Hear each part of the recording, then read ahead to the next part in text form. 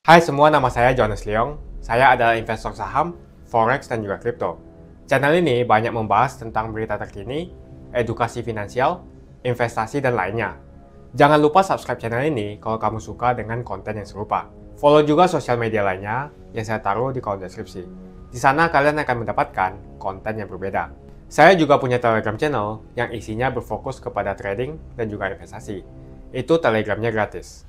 Oke, kita lanjut ke videonya. Sebagian besar penonton di video ini setelah menonton video di awal mungkin bertanya, apakah kejadian seperti krisis 98 akan terulang? Belum lagi keadaan global yang tidak menentu. Lalu apa yang bisa kita lakukan untuk selamat dari krisis yang mungkin akan datang dalam waktu dekat?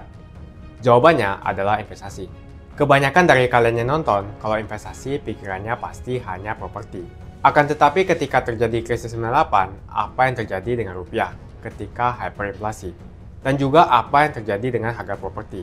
Harga dolar naik dari Rp2.500 terbang ke Rp15.000. Otomatis utang yang kita harus bayarkan naik 6 kali lipat.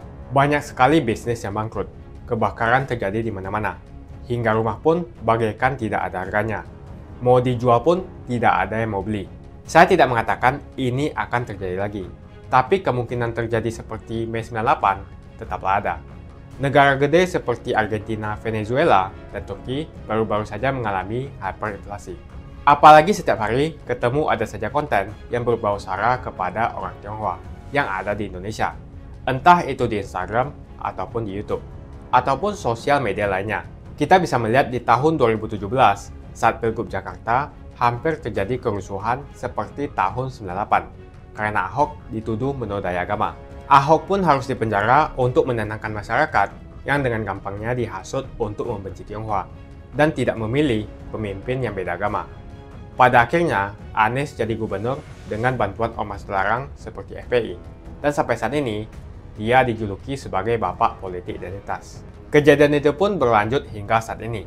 Masifnya pemberitaan sara terhadap Tionghoa beredar di media-media yang gak jelas. Penontonnya setiap hari dihasut untuk menggulingkan pemerintahan karena tuduhan Indonesia dikuasai oleh Taipan atau Sunda Naga yang ujung-ujungnya menyalahkan Tionghoa lagi. Kita bisa melihat kejadian di PIK 2, di mana ormas terlarang seperti FPI dan HTI terus menghasut masyarakat untuk membenci Tionghoa. Saya tidak bisa membayangkan jika kejadian seperti Mei 98 terulang kembali. Setiap musibah yang selalu disalahkan adalah keturunan Tionghoa. Setidaknya di video ini saya akan membagikan strategi saya yang udah saya terapin jika kejadian seperti tahun 98 terulang kembali. Tujuan dari strategi ini supaya kita setidaknya bisa selamat dari masalah finansial ketika musibah ini terjadi. Strateginya adalah investasi di aset yang berbeda-beda, bukan di satu jenis aset saja. Misalnya hanya di properti. Kalian bisa mulai belajar berinvestasi di aset yang berbeda seperti Bitcoin, emas, dolar, bahkan saham global atau saham Amerika. Ini adalah cara yang bagus untuk mengurangi risiko tergantung kepada satu jenis aset. Bukan nggak nasionalis kalau mau invest di aset-aset yang saya sebutkan tadi. Tapi memang peluang yang kita dapatkan dan potensinya memang jauh lebih bagus dibandingkan kita membeli properti, apalagi deposito. Pertama, jenis aset seperti emas. Setidaknya kita bisa terlindung dari efek hyperinflasi yang terjadi. Selain itu, kalian juga harus belajar bagaimana mendapatkan penghasilan dari emas. Kedua adalah belajar investasi aset global seperti saham Amerika atau saham global. Ketika terjadi krisis, yang paling berdampak adalah saham-saham Indonesia. Karena semua utang perusahaan dalam bentuk dolar akan terkena dampaknya. Deposito, reksadana, dan juga properti akan terkena imbasnya. Poin yang ketiga adalah belajar mengenal berinvestasi di Bitcoin. Alasan kenapa saya suka banget dengan kripto, karena saya bisa pergi ke negara manapun di dunia ini.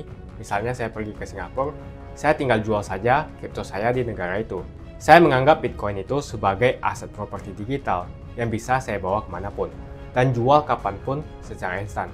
Kalau misalnya saya butuh uang, detik ini pun bisa saya jual dan tidak perlu menunggu berbulan-bulan. Itulah strategi saya jika kejadian 98 terulang kembali, untuk kita bisa selamat dari masalah finansial. Semoga video kali ini membantu kalian untuk selamat dari masalah finansial ketika musibah ini terjadi kembali. Semoga Indonesia selalu damai dan sampai jumpa di video selanjutnya.